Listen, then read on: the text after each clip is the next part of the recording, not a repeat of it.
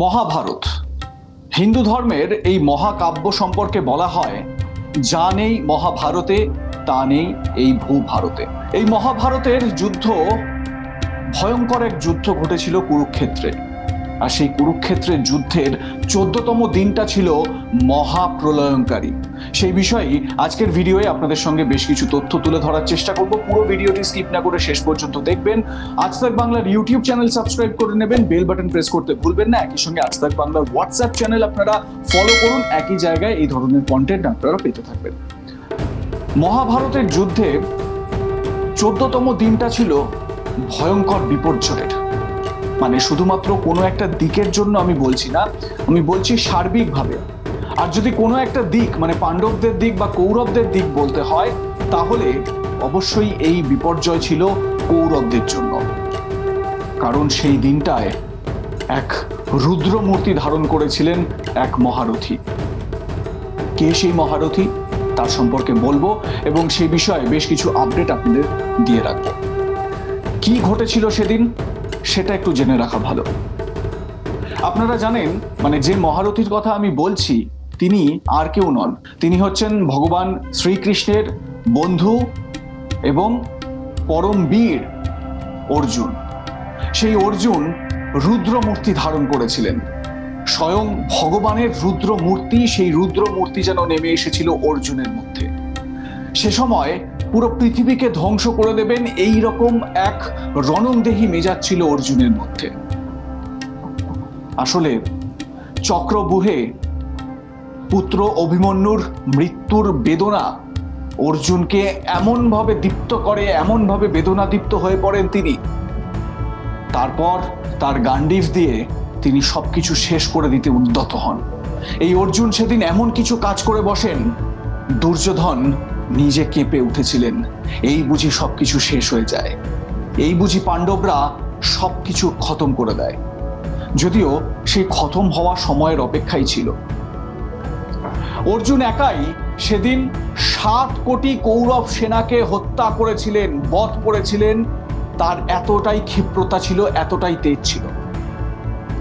ভগবান শ্রীকৃষ্ণ তাকে সেদিন শান্ত করতে পারেননি। অর্জুন নিজের পুত্রকে হারিয়ে শোকস্তব্ধ হয়ে পড়েছিলেন।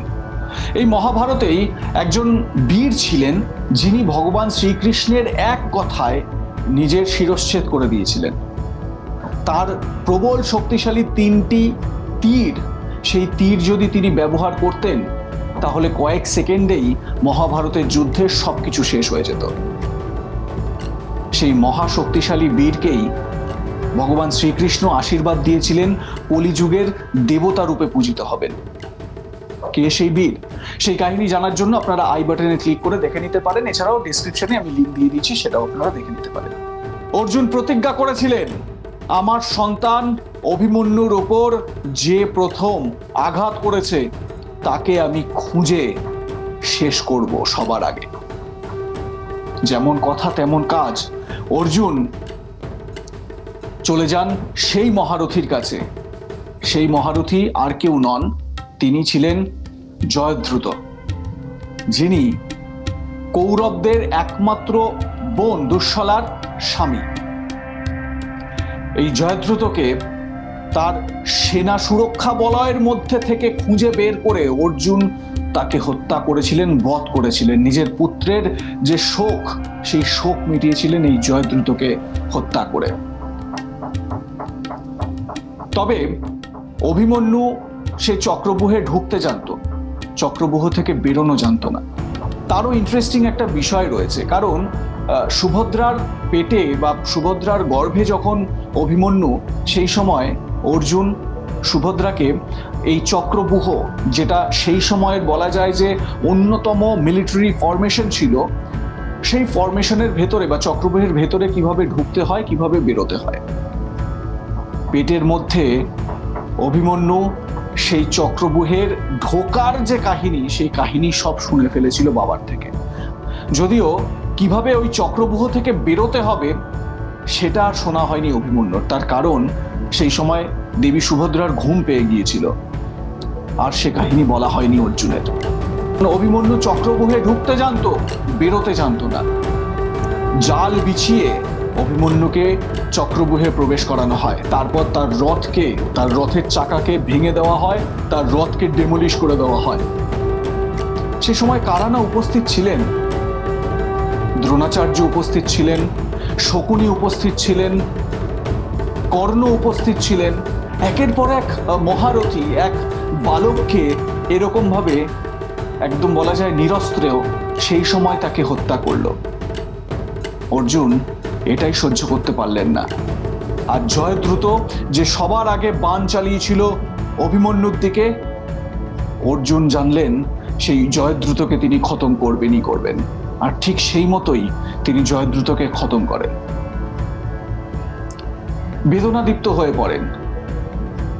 অকালে নিজের সন্তানকে হারিয়েছেন তিনি, তার কিভাবে ভালো লাগে। সে সময় ভগবান শ্রীকৃষ্ণ তিনি অর্জুনকে বোঝালেন যে তুমি বৃথাই চিন্তা করছো। অর্জুন বললেন, সারথি, আমার পুত্র হারিয়েছি আমি চিন্তা করব না। ভগবান শ্রীকৃষ্ণ অর্জুনকে নিয়ে গেলেন মৃত্যুলোকে। অর্জুন সেখানে দেখলেন তার পুত্র অভিমন্যু খুব আরাম করে সেখানে বসে রয়েছেন এবং খুব মজাতেই আছেন। অভিমন্যুকে দেখে প্রাণ ফিরে পেলেন অর্জুন।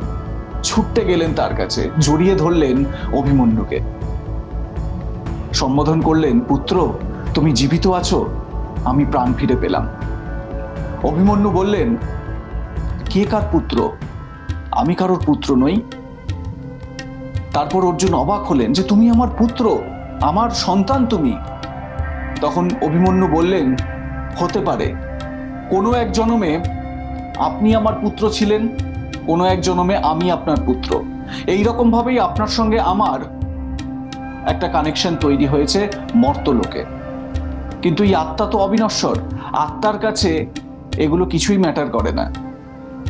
ভগবান শ্রীকৃষ্ণ তখন অর্জুনকে বোঝালেন যে এই মোহ শরীর ত্যাগ করার পর আত্মার কাছে কিছু থাকে না, সেই আত্মা মোহ থেকে বেরিয়ে যায়। অর্জুন তখন সত্যটা বুঝতে পারলেন। তার কয়েকদিনের মধ্যেই কুরুক্ষেত্রের যুদ্ধ শেষ হলো, কৌরবদের হার হলো, পাণ্ডবরা জয়লাভ করলেন। কিন্তু এই যুদ্ধে প্রত্যেকটি জায়গাতেই, প্রত্যেকটি শিবিরেই, যেরকম কৌরব শিবিরে, যেরকম পাণ্ডব শিবিরে, সব শিবিরেই যেরকম ভাবে নিজেদের কাছের লোকেদের হারালেন এই মহারথীরা, সেই বেদনা কি কোনোভাবে ভোলার? একদমই নয়।